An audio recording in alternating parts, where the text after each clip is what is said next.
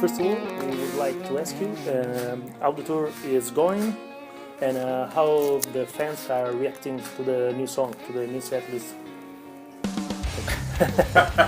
to the new songs from Battles. Yeah.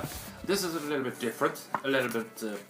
This is outside our comfort zone and outside our box of genre of music. But bands have done this way back before, but we haven't. So we're playing these theaters, sometimes churches, which is really cool. Which gives us another atmosphere, another vibe to the show, because we don't only do rock and roll. Yes. No, we have this string quartet, as you can hear. Yes, we can hear them. Yeah. Those are amazing. They are the proper musicians. We're just nerds running around on stage. No, so I think the whole idea, the whole thing is really cool and challenging to us, because we play with a string orchestra and we do acoustic. Yes. And then we invite fans up on stage. Okay. And then we'll play our usual full-on metal set. So it's a combination. And then we do some old stuff, classic stuff, along with Wallflower. Wonderful. The song from the last album. Yes. You like that one? I like all the last album. We are a long time fans of In Flames, but the last album is really good. Okay, and reading the credits of the album, we could see that your position in the band is growing, because now you in the credits you are not only Frieden and Gelot are composing music, but now your name is on many songs on the last album. Yeah. So what's your why? Because now you are permanent members. It's here that you are permanent members in Flames, because it was the right moment, or when you enter in the band, the old album, the other albums were already made. So now it was the time to create new meetings with the guys. Yes, a little bit like that. Yeah. I think it was time for them to let me in, and for me to write music with In Flames. In Flames, not only in Engelin or other projects. Yes. And I love writing music. So it felt natural to do this. And we wrote music through almost the whole recording session of Battles in Los Angeles. Okay. We had this working station where we did our demos and stuff. But all the band moved in California, right? Yeah. You went to Los Angeles. Yes, you recorded there. And Van Nuys. And it was the first time with Howard Benson, right? The producer. Yeah, it was. And he's more of a vocal producer. Yeah. He's more like maybe it's a bad name, but he's very aware of radio hits and stuff like that. He had this, knows how to do it. But it was really cool, because when you're writing music, you're so into music, you're in the music. Yes. You had this helicopter view over it instead. Okay, we can go this direction. Can we try this? What do you think about this? And then we could discuss it, and let's try it. So we were kind of open-minded to him. Okay. For being a part of the process of writing and recording, which I think went really smoothly, and in the end really cool. I liked it. Okay. And the on Specialized Press, Battles is everywhere is been well received. But now there is something like you've been defined as new metal, alternative metal, while in the past talking to the pioneers melodic death from Gothenburg, it was a melodic death metal. Yeah. Now it's quite different. And so is there a defined track, precise path the band is going through, or you are experiencing and you are free to create, so you are... I know what you mean. I mean, I think it's important for both our fans and to us as a musician to be on the move, to be curious and inspired to make music, and to be afraid to explore new grounds, so to speak, but not forget about those In Flames classic ingredients like riffage, twin guitar attacks, screaming vocals, death metal vocals. So where are you coming from? So we like to combine those elements, but be on the move. We have to look forward. We have to do something, which I think it's really, really important and fun, because if you see the ads or you hear something about In Flames gonna release an album in September, for instance, you'll be like, okay, you kind of know what you get, but at the same time, you're not 100% sure. Right? At the same time, you're not 100% sure about how it's gonna sound. Okay, yes. I mean, if you listen to a song like The End, for example, it's got this classic elements of In Flames. But it's like Judas Priest on speed. It's almost like, what's the name of the song? Victim of shame. Oh, yeah, that's another song. But we get those elements, which I think is really important.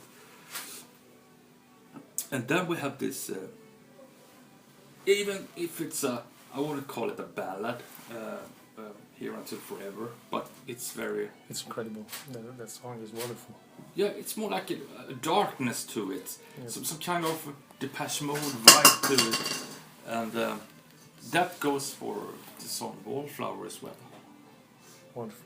It is. So we don't change to pop music or anything or being we keep those ingredients of all the Flames, but we maybe spice it up with some darker themes. Depeche Mode ain't wrong. In fact, what we can see, we see, we've been attended many of your concerts also around Europe. We follow you in Belgium festival or indoor because we are fans. So when in a In Flames concert, you can see young guys, old guys. You a classic band now. It's not a classic band. You take every ages, and that's wonderful. I think that's the sign that a band is working right. I think so. I'm happy you mentioned it, or have seen that the development. It's not right, in my opinion, also for melodic death bands to close themselves in style and not trying to improve or change, because after a while, before an album is out, you already know what you're going to listen. While today, now when an In Flames album is out, say, it's a little bit of a challenge to get into. Yes, wonderful. And I don't know if it's a question, but Daniel, your ex-drummer, drummer, and Iwers, the bassist. Sorry for the pronunciation. I don't know if you're right with, and but. They were they maybe didn't like this kind of changes of the band, or they have to leave for personal things. Because we read, I don't know, here in Italy we read that Iwers is making another band with so maybe he prefer different kind of music, or no, I think that's another interview. A new challenge. I don't know. You have to speak to him about his band and his decision to leave the band. But I think maybe he was just done with In Flames. He wanted to move ahead and explore playing with other musicians and do other stuff. I mean, we're still very good friends. So all is cool. Yes, and this the funny things, because we both at the time the Passenger albums. So now you were in the band, Friedan was in the band, and also Skogar. Håkan. Yeah. So now three guys of Passengers are now. That's funny. Because we like that album very, very much. Yeah, it was really well received album. People seem to like that one. when But there is gonna be a future for that band, or at the moment is in flames. You're gonna hit me now, but we recorded like 10 songs right after the release of the album, and we recorded those, and then we tore them apart because we didn't think it was up to pair with the first album. Okay. So we got 10 pretty bad songs, but so now, maybe sometime in the future you do something with that. Because in that album we could listen something in flames. Yes. Yeah. Are now going into, right? Yes. It's really good, that album. Yeah, It was a good album. Yes. And while your other band, Engels, Yes. we like the band, but he's still alive. Yeah, very much alive. Yeah. But how can you work together with your bands? Can you do it? Yes, I write the music for the band Engel. I know. And that's about it. They are doing live shows without tours, without me. They don't do shows. Yes, they do. They do without you? Okay. Yeah. Sorry, I didn't know. It's full on. So I just write the music, and I'm behind them when it comes to other stuff. But you will play a game when you can, or when you will play? No, I try to do that. I have a family nowadays, 2 kids, and okay. so and I in have flames, to be. 2 No, kids. yes, so I have to be at home at some point as well. So 2 kids and in flames is a little too much. No, it is. It can be heavy sometimes. Can be, okay. But Engels will keep on. Oh yeah, of course. You are the main composer, right? In Engels. Yeah, I write all the music. Okay, that's. We have a new album out in the autumn called Abandon All Hope. Okay. It will be interesting.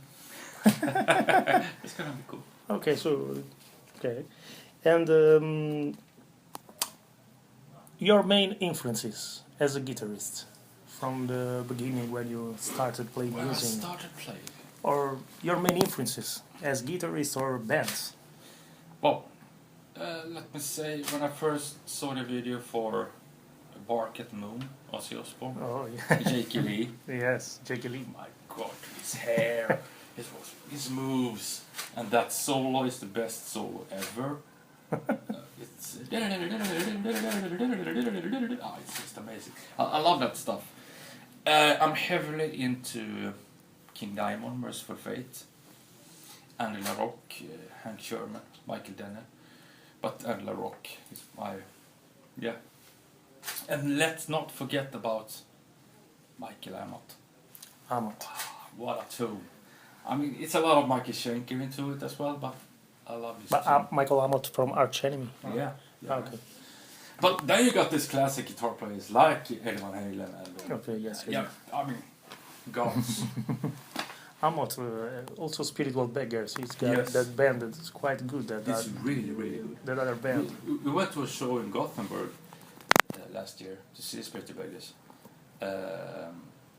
And the singer Apollo is a very good friend of mine. And they played for 2 hours. It felt like they played for 10 minutes. It was so good. Me and Björn was like shouting when Michael would do his Richard Blackmore, yes. So good. Yes, so Michael Amott. Okay, and can you tell us something about this band? I don't know the pronunciation. Is a project. Drömriket. But in this band there was always also Adde from Hardcore Superstar. Yes, and Ralph from Mustache. This band was a one-album project, right? You mean? No. We actually, me and Adde just got together and started writing music because we like writing music and just like each other, just hanging out and talking about music and albums and just playing. And then we did a couple of songs.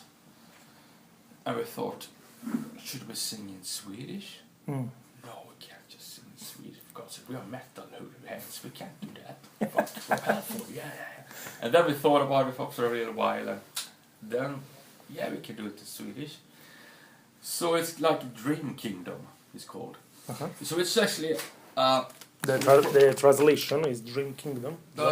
Dream Kingdom, yeah. Okay, yeah. In Swedish. And this is actually, I brought in a childhood friend of mine, Jonas Slettum. I know him since I was 5 years or so. He's a journalist and radio talker, and he's very, very talented when it comes to writing lyrics, writing books and stuff like that. He's very, very intelligent. And then we were looking for a theme. We need to have a theme. What about suburbs in the 70s? And then I know exactly where we're going. We're going to from where me and Björn grew up. When we grew up, it was perfect. Very, very, very colorful. Much nature, close to the sea and everything. But along the years, it all went down. It's like a ghost town. It's all grown, the nature is almost eating up the houses. So it's very dark and very... It's not that funny anymore. Oh. So, and they closed down all the youth centers where we used to hang out and where we got to learn to play the guitar, drums, bass and stuff. We had a huge youth center culture in Sweden. Okay. So all those bands, In Flames, Dark Tranquility, Hammerfall, all Entombed or whatever, we all started up at youth centers. Okay. Yes. So it was very popular. So back to Drömriket. Drömriket is a very political album in that sense, because don't close down the youth centers. Stand for the rights for the youth. They got to have this same opportunity as we have. So it's okay. So we can wait for another album. Yeah, and me and Ade wrote 9 more songs for this album. For the next album. Okay. But I don't think we will go into the political theme, because we got really good reviews and really good reaction of the album, but we got those parties. Hello, come and play at our party. No, we are rock and roll band. Yeah, but you got these lyrics. Oh, blame Jonas. Okay. So we have to move away from that. Okay. But this was a working class. Working class, okay. Yeah. And just for in the end, we are very into the Swedish bands. Yes. We like very much Amon Amarth, Dark Tranquility. Of course, In Flames is our preferred. Ghost now are very famous and quite a good band. We like it. Fun is also. But can you tell us something new bands growing that maybe that we like very much also the Sleaze, glam. There's also Hardcore Superstar, Backyard Babies. These guys, funny Helicopters. New bands, new Swedish bands. So I don't know if you can suggest something or some album. I think you named the Unguided is one cool Unguided. band. Amarante, I guess you know those bands. But I have to speak about new fave bands of mine. It's Pallbearer. Have you heard of those? No. Pallbearer, amazing. This heavy, the name of the band is Pallbearer. When you go to a funeral, you carry their casket. Pallbearer. Okay. And they got a new album out. It's called Heartless. It's just amazing. You have to check it out.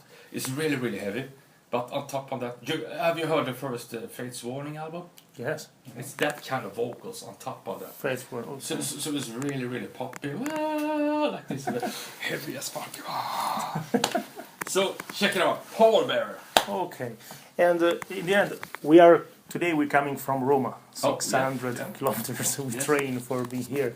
Why In Flames? You have to tell to the booking agencies, please bring the band in the south of Italy, in the center, because lots of fans. Oh yeah. Because every year In Flames playing here in Italy, or every 2 years, but always in the city of Milan. It's such a pity, because in the south it's so full of fans. Oh yeah. I will let them know about let them know, because now many bands are coming not in the south, but in Rome. In the capital. Okay. There's a lot of In Flames fans there. It's an epic city. Yeah, it is. But the Ghost or Dark Tranquility came there. They did? In small venues. I think In Flames would play in bigger places. Okay. But there's a lot of fans, so it's such a pity. Yeah. So, thank you, Niclas, Thank you for the the time.